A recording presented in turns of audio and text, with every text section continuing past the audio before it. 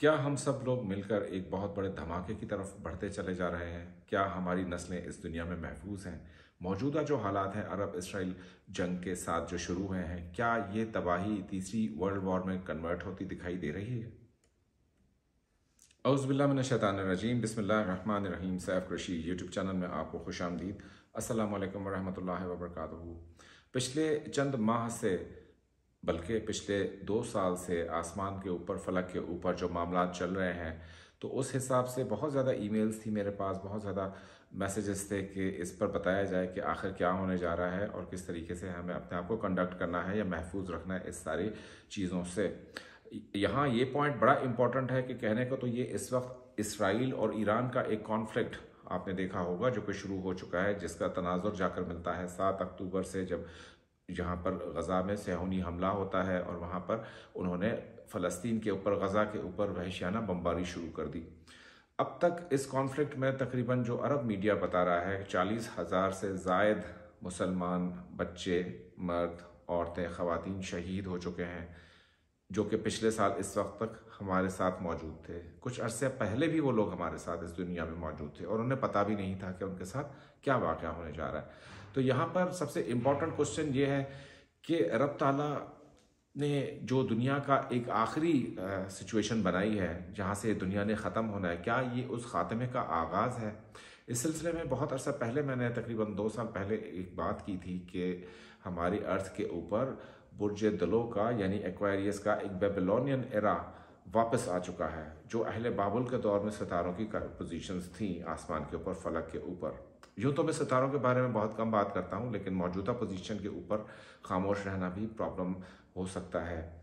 यहाँ पर आप देखेंगे कि जूँ जूँ कुछ अरसा गुजरेगा, इस वॉर में इंतहा दर्जे की शिद्दत आती चली जाएगी।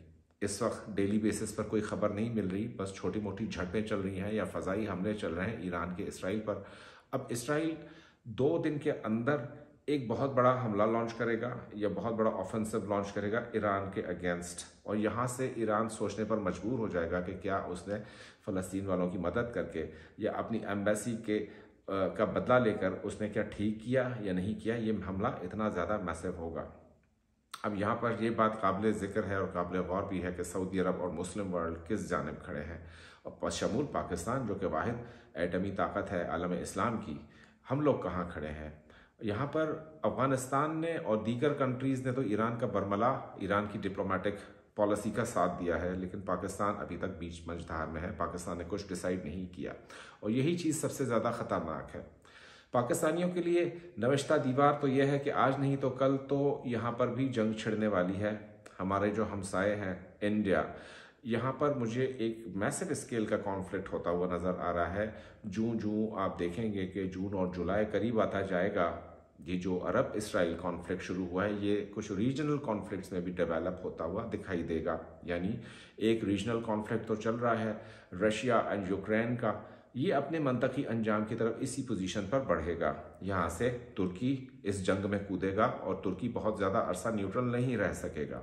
तुर्की फ़लस्तीनियों की मदद को आएगा, ईरान का साथ देखा, और नतीजतन तुर्की का जो हशर यूएसए करेगा या दीगर मगरबी अक़वाम जो हैं उसे नेटो से बाहर भी निकाल सकते हैं। ये भी बात जो है इल्मुल-अदाद में और इन चीज़ों में बिल्कुल वाज़ेह है। तो तुर्की तो अपना फ़ैसला ले लेगा। अब हमारे लिए क्या है? हमारे लिए यह है कि पाकिस्तान के ऊपर एक डबल साइडेड हमला लॉन्च किया जाएगा। अल्लाह करे कि ऐसा ना हो, लेकिन इस वक्त जो मामला चल रहे हैं पाकिस्तान के वो इंतहाई नाजुक हैं।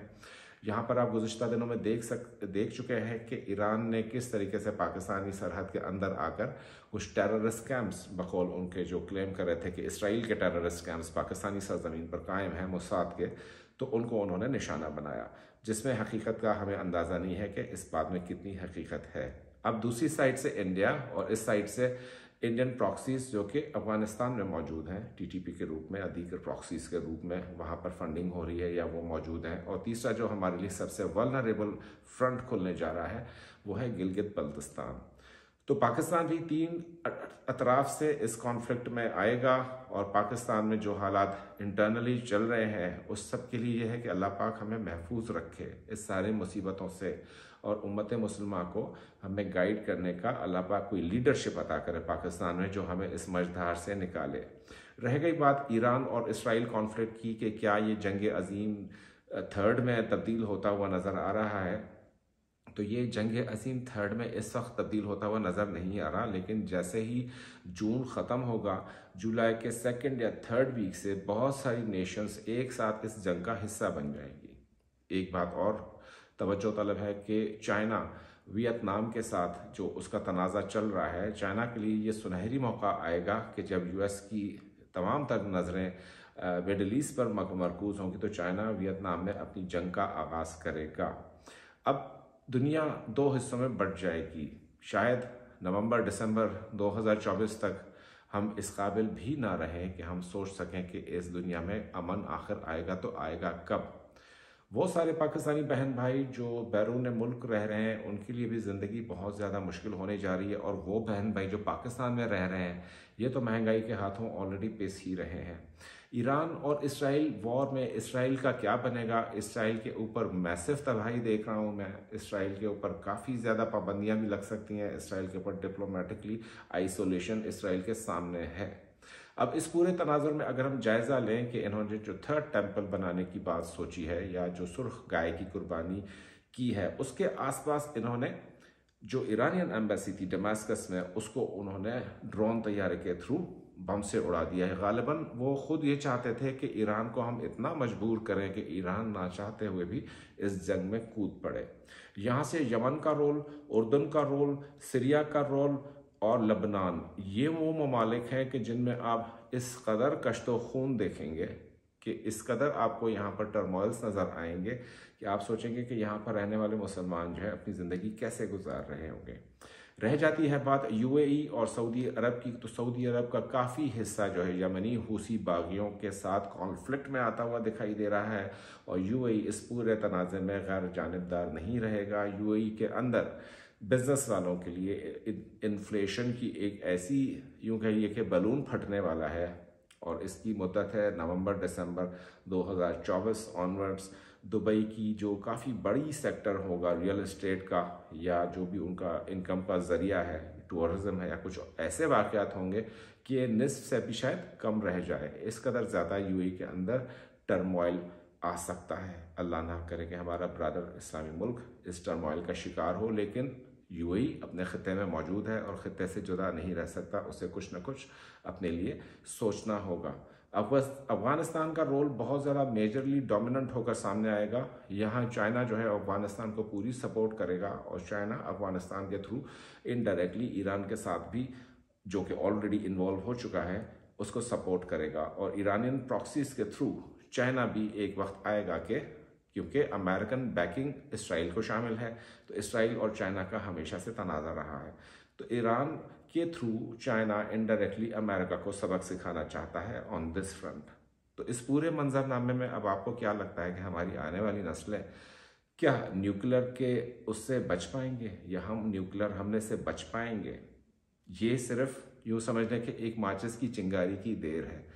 पूरी दुनिया में इस वक्त जितने न्यूक्लियर आर्सेनल या वेपन्स मौजूद हैं, उसका अगर 1/4 हिस्सा भी इस दुनिया में इस्तेमाल हो जाए तो यकीन मानिए ये दुनिया सैकड़ों सालों तक रहाइश के काबिल नहीं होगी, और ज़िंदगी शायद यहाँ एक भूली बसरी दास्तान बनकर रह जाए। Arab Israel war, Arab Iran war जिस तरह से फैली है, या इसको अगर अभी तक कंट्रोल किसी हवाले से नहीं आ रहा, तो ये जो अरब इसराइल वॉर है, यहाँ पर जो मेरी टेक है उसके हिसाब से जुलाई टू अगस्त से फुल स्केल वर्ल्ड वॉर 3 में कन्वर्ट होती नज़र आ रही है। तो ये कुछ बातें थी, कुछ चीज़ें थी जो आपको गोश गुजार करनी थी। अल्लाह पाक हमें इस सारे मसले से और मुसीबतों से महफूज रहने की तौफीक अता फरमाए। इस पूरे अरसे में यह है कि सूरह कहफ को बिल्कुल ना छोड़ें। सूरह कहफ अगर आपको ज़ुबानी नहीं याद तो घर में कम से कम यूट्यूब पर MP3 पर एक दफ़ा ज़रूर प्ले कर दिया कीजिए। अल्लाह पाक हम सब की हिफाजत फरमाए। मिलते हैं फिर अगली वीडियो में, तब तक और आइंदा वीडियो तो रहती कायनातों तक। अल्लाह पाक हम सब के साथ है।